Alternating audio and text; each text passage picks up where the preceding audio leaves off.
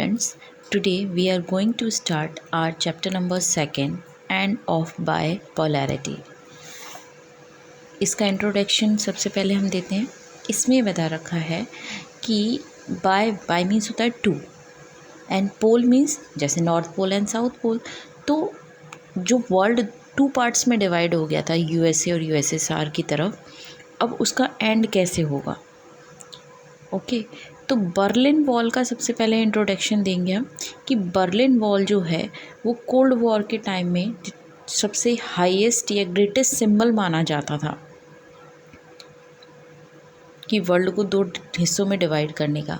लेकिन 1989 तक आते आते लोगों ने ही बर्लिन वॉल को पूरी तरीके से गिरा दिया। This dramatic event was followed by an equally dramatic and historical chain of events that led to the collapse of the Second World and the end of the Cold War. ये जो chain of events हैं, जैसे Berlin wall का गिरना, Wars, Afghanistan war है, ये chain है जिससे इन फ्यूचर क्या होगा, यूएसएसआर डिसइंटीग्रेट होगा और कोल्ड वॉर का अंत हो जाएगा। जर्मनी सेकेंड वर्ल्ड वॉर में दो हिस्सों में डिवाइड हो गई थी because of the Berlin wall. One after another the 8 east European countries that were part of the Soviet bloc replace their communist government into the response to the mass demonstration. Europe की 8 बड़ी बड़ी countries ने एक के बाद एक demonstration माने प्रदर्शन किया, विरोध किया, और जो सोशलिज्म चल रहा था, मतलब यूएसएसआर की जो आइडियोलॉजी चल रही थी, उसको छोड़ के कैपिटलिज्म मतलब यूएसए की आइडियोलॉजी को अपनाया। The Soviet Union stood by and cold war began to end. Soviet system के गिरने को ही कोल्ड वॉर का एंड माना जाता है, जो कि 1991 में आपको होता हुआ नज़र आएगा। अब ये जो यूएसएसआर का डिसइंटीग्रेशन होगा वो किसी पार्टी की वजह से, किसी कंट्री की वजह से नहीं होगा, ये होगा लोगों की, ऑर्डिनरी मैन एंड वीमेन की खुद की विश की वजह से होगा। Eventually the Soviet union itself disintegrated. इस चैप्टर में मोस्ट जो इम्पॉर्टेंट पार्ट ये है कि सोवियत यूनियन मतलब यूएसएसआर कैसे डिसइंटीग्रेट होगा, इसके बारे में हम ज़्यादा डिस्कस करेंगे। और इंडिया का फिर रोल लास्ट में हम पढ़ेंगे। हर चैप्टर के लास्ट में हम इंडिया का रोल ज़रूर पढ़ेंगे कि इंडिया की पोजीशन क्या थी या इंडिया ने किस तरीके से अपने आप को इस टाइम संभाला और पूरी अपनी कंडीशंस को मैनेज किया। सबसे पहले इसमें जो हमारा मेन हेडिंग है वो है what was the Soviet system. Okay, Soviet system क्या था, ये सबसे बड़ा क्वेश्चन है। ये आप फ्रेम भी करेंगे, लिखेंगे भी कि सोवियत सिस्टम क्या था। इसका मेन आंसर मैं आपको इसी पैराग्राफ में दूंगी। पहले क्वेश्चन लिख लेंगे, what was Soviet system.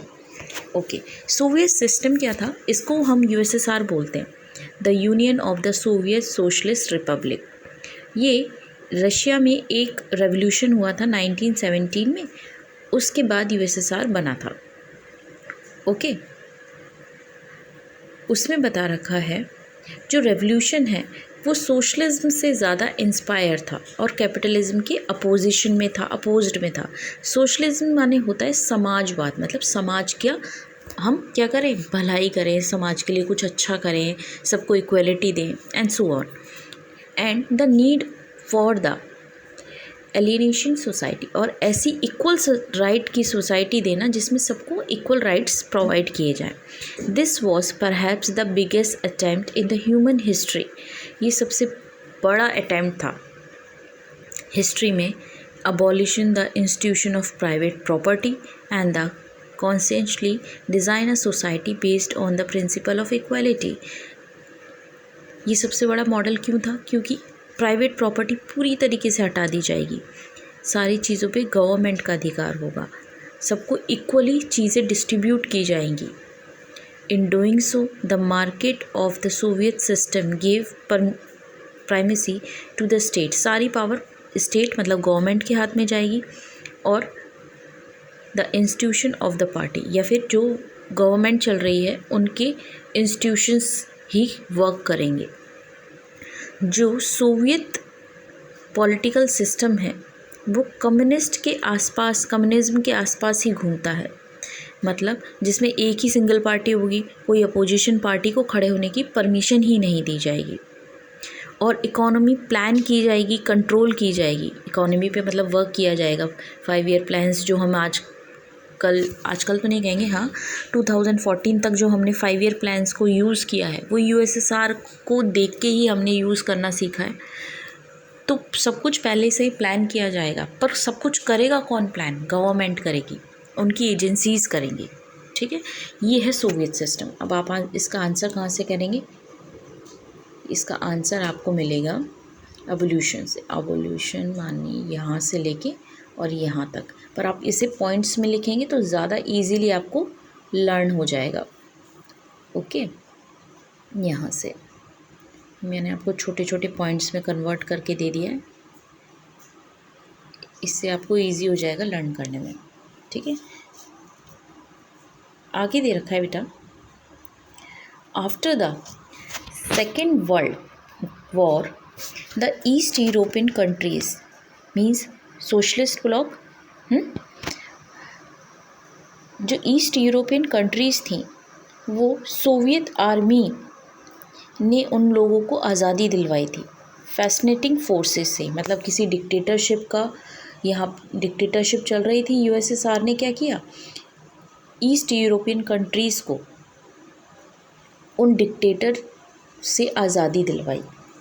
Obvious सी बात है, मैं हूँ मतलब इंडिया, अगर वो बांग्लादेश को आज़ादी दिला रहा है तो चाहता तो बांग्लादेश को अपने में मर्ज कर सकता है और चाहे तो फ्री छोड़ सकता है, पर यूएसएसआर ने जिसको भी आज़ादी दिलाई, जिसकी भी हेल्प की, उसे आज़ादी दिलाने के बाद उसने अपनी ही ग्रुप में ऐड कर लिया।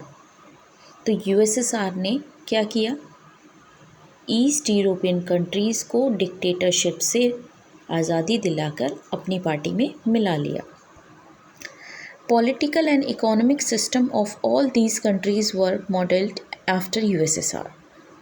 अब जिन जिन कंट्रीज़ को यूरोप में आज़ादी मिल रही थी डिक्टेटरशिप से, उन सब में सोशलिज्म कंटिन्यू चलता जा रहा है। और ऑब्वियसली बात है, जो ये सिस्टम है किसका, यूएसएसआर का है, तो यूएसएसआर का फ़ायदा हुआ ना। This group of countries was called the second world और द सोशलिस्ट ब्लॉक।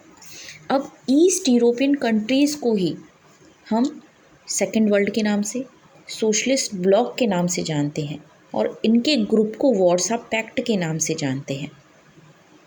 और यूएसएसआर इनका हेड है, मतलब इन सब में रशिया जो है वो क्या होगा, वार्सा पैक्ट का हेड माना जाएगा। ओके, तो क्वेश्चन यहाँ 2-3 आप दोबारा से फ्रेम करेंगे। पहला क्वेश्चन फ्रेम करेंगे, व्हाट वाज वार्सा पैक्ट,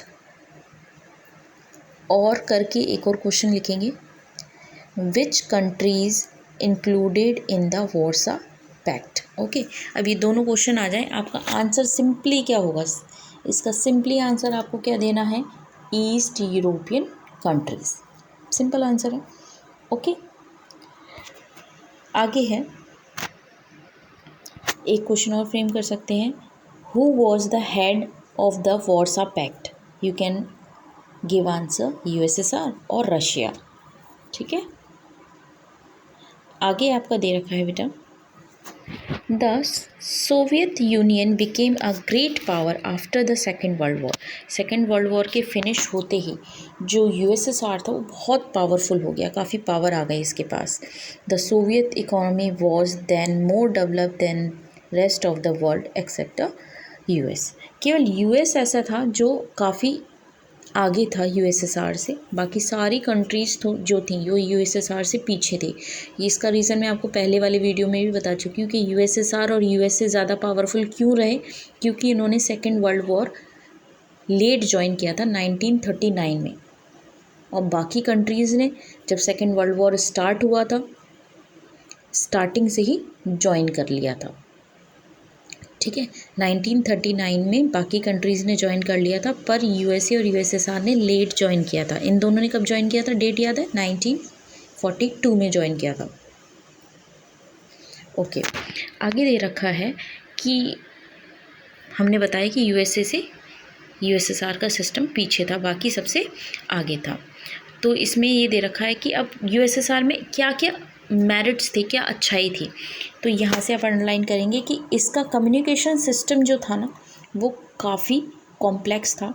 ठीक है, तो पहला आंसर आपका ये हो गया। क्वेश्चन फ्रेम कर लीजिए यहाँ पे, what were merits of USSR.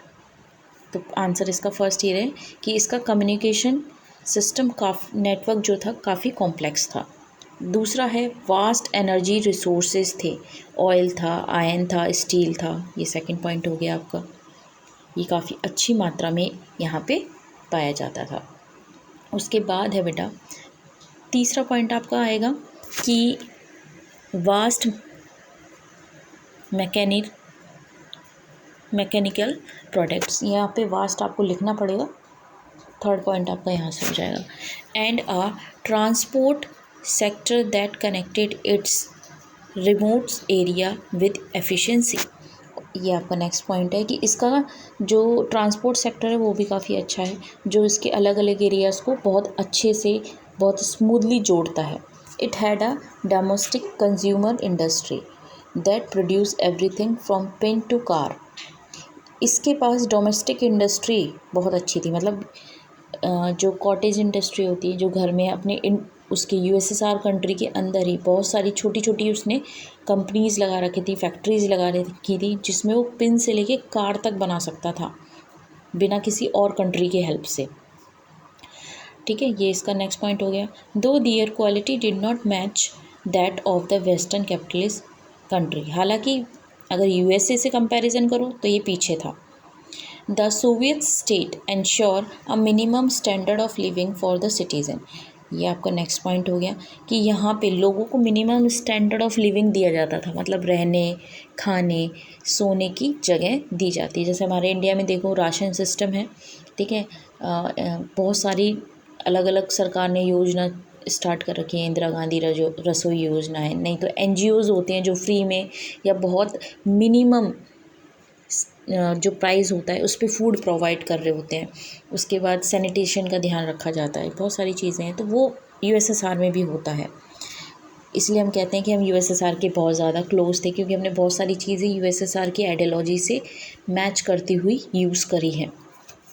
The government subsidies basic necessity including health, education, child care, other welfare schemes.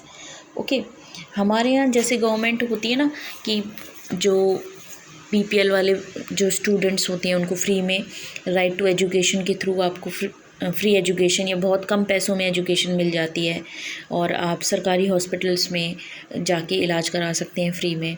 आजकल तो प्राइवेट हॉस्पिटल्स में भी आप लोगों को काफ़ी स्कीम्स निकली हुई हैं, जिसकी वजह से कम पैसे में आपको अच्छा इलाज मिल जाता है। और भी बहुत वेलफेयर स्कीम्स वहाँ पे यूज़ की गई थी। ठीक है, तो ये इसका मेरिट है। आगे आपको दे रखा है देयर वॉज नो अनएम्प्लॉयमेंट। ये नेक्स्ट पॉइंट हो गया, वहाँ पे अनएम्प्लॉयमेंट था ही नहीं। स्टेट, यहाँ तक आपका आंसर आपका कंप्लीट हो गया है। ओके, देख लीजिए यहाँ तक आपका मेरिट्स वाला आंसर कंप्लीट हो गया। उसके बाद है बेटा state ownership was dominate from ownership, land and productive asset were owned and controlled by the Soviet state. ये इसका डीमेरिट था। यहाँ से लेके अब आपके डीमेरिट शुरू हो गए हैं कि यूएसएसआर में डीमेरिट्स क्या क्या थे। क्वेश्चन दोबारा से फ्रेम करेंगे, लिखेंगे what were demerits of USSR. तो पहली चीज़ क्या है, यूएसएसआर में लैंड है या कोई भी एसेट है या कोई भी प्रोडक्ट है उस पर प्राइवेट ओनरशिप नहीं होती, सारी चीज़ गवर्नमेंट के हाथ में होती है। ऑब्वियसली बात है, हम काम करते हैं, पैसा कमाते हैं, क्यों कमाते हैं, जिससे हम अपने आप को एनरिच कर सकें। ठीक है, अपने आप को ज़्यादा मजबूत बना सकें फाइनेंशियली। अगर हमें फाइनेंशियली वाला वर्ड हटा दिया जाए तो शायद हम उतना एफर्ट ना दिखाएं। तो वही यूएसएसआर की कमज़ोरी बनी कि यहाँ पे सारी चीज़ स्टेट के हाथों में, प्राइवेट नाम की कोई चीज़ ही नहीं है, तो लोग उतनी एफिशिएंसी शायद नहीं दिखाना चाहते थे। उसके बाद है Soviet system however become very bureaucratic and the authoritarian, making life very difficult for all it's citizen. ये जो सोवियत सिस्टम था ना, ये बहुत ज़्यादा ब्यूरोक्रेटिक हो गया था। सारी चीज़ें आर्मी के हाथ में, पुलिस के हाथ में, इसी के हाथ में थी, सारी अथॉरिटी उन्हीं के हाथों में थी, और जो आम लोगों का जीवन था ना, वो बहुत ज़्यादा डिफ़िकल्ट हो गया था। उसके बाद है यहाँ पे डेमोक्रेसी नाम की चीज़ नहीं थी, लोगों को बोलने का अधिकार नहीं था, अपने आप को एक्सप्रेस करने का अधिकार नहीं था। इवन जोक्स और कार्टून्स में भी वो अपने आप को एक्सप्रेस नहीं कर सकते थे। नेक्स्ट पॉइंट में आपको बता रखा है, जो जितने भी इंस्टीट्यूशंस थे उनको क्या था, वो सोवियत सिस्टम के इशारों पे ही चलते थे। ओके, ये नेक्स्ट पॉइंट आपका हो गया। यहाँ पे वन पार्टी सिस्टम था, और कम्युनिस्ट पार्टी जो थी वो सारी एक्टिविटी को कंट्रोल करती थी। सोवियत यूनियन जो था उसने इंस्टीट्यूशंस पे टाइट कंट्रोल कर रखा था, मतलब सारी चीज़ होंगी वो सोवियत यूनियन के इशारों पे होंगी। और अनअकाउंटेबल था। अकाउंटेबल माने होता है आंसरेबल, मतलब लोगों ने अगर पूछा कि मेरा टैक्स कहाँ खर्च हो रहा है, तो गवर्नमेंट को आंसर देना पड़ेगा। पर यहाँ पे जो यूएसएसआर की गवर्नमेंट थी वो अनअकाउंटेबल थी, मतलब लोगों के किसी भी क्वेश्चन का आंसर देने के लिए उन पे कोई कंपल्शन नहीं था, कोई बाउंडेशन नहीं था। या वॉज से पहले आपको इट लगाना पड़ेगा। उसके बाद है, जो पार्टी थी वो लोगों की इच्छा को सुनना नहीं चाहती थी। वहाँ पे 15 रिपब्लिक थे, मतलब यूएसएसआर के अंदर 15 कंट्रीज़ थी, लेकिन ये केवल ऑन पेपर्स थी। एक्चुअल में जो पावर थी वो केवल और केवल रशिया के पास थी। इसलिए ये आपका नेक्स्ट पॉइंट बन जाएगा कि रशिया बहुत ज़्यादा डोमिनेटिंग हो रहा था। इससे बाकी जो स्टेट्स थे, मतलब बाकी जो कंट्रीज़ थी, उनको लग रहा था कि हमें नेग्लेक्ट किया जा रहा है, हम पे ध्यान नहीं दिया जा रहा है। ओके, ये नेक्स्ट पॉइंट हो गया। उसके बाद आपको दे रखा है बेटा, जो इन द आर्म्स रेस, अगर हम आर्म्स रेस की बात करें तो आर्म्स रेस में सोवियत यूनियन, ऐसा नहीं कि यूएसएसआर को कभी मैच नहीं कर पाया, यूएसएसआर को उसने कई बार मैच किया है, लेकिन उसकी भारी कीमत चुकानी पड़ी थी। उसकी जो टेक्नोलॉजी थी वो काफ़ी पीछे थी यूएसए से। ये नेक्स्ट पॉइंट है। मोस्ट इम्पॉर्टेंट क्या था, पॉलिटिकल और इकोनॉमिक जो लोगों की एस्पिरेशंस थी, मतलब इच्छाएं थी, वो फुलफ़िल नहीं हो रही थी। ये नेक्स्ट पॉइंट आपका हो गया कि लोगों को क्यों परेशानी थी, इसलिए परेशानी थी। सोवियत सिस्टम जो था उसने 1979 से लेके 1989 तक लगभग 10 साल तक वॉर की थी अफ़गानिस्तान के साथ। अब वॉर करोगे तो नुकसान तो होगा ही, इसलिए भी वो पीछे होता चला गया। यहाँ पे जो प्रोडक्टिविटी थी, यहाँ के जो किसान थे उन्हें तो ज़बरदस्ती आर्मी में भेज दिया जाता था, तो जो फसलें थी वो बहुत अच्छे से नहीं हो रही थी, इसलिए वो धीरे धीरे वेस्ट कंट्री मतलब यूएसए से पीछे होता जा रहा था। अब उसे फूड इंपोर्ट करना पड़ रहा था हर साल। ये नेक्स्ट पॉइंट है। अब इंपोर्ट करोगे तो पैसा दोगे, पैसा कम होता जाएगा। उसके बाद धीरे धीरे इसकी इकोनॉमी धीरे धीरे पीछे जाने लगी, और एक स्टेज आते आते ये बिल्कुल इसकी इकोनॉमी ख़त्म हो गई, और 1991 में इसका डिसइंटीग्रेशन हो गया। I hope you understand. That is all. Bye.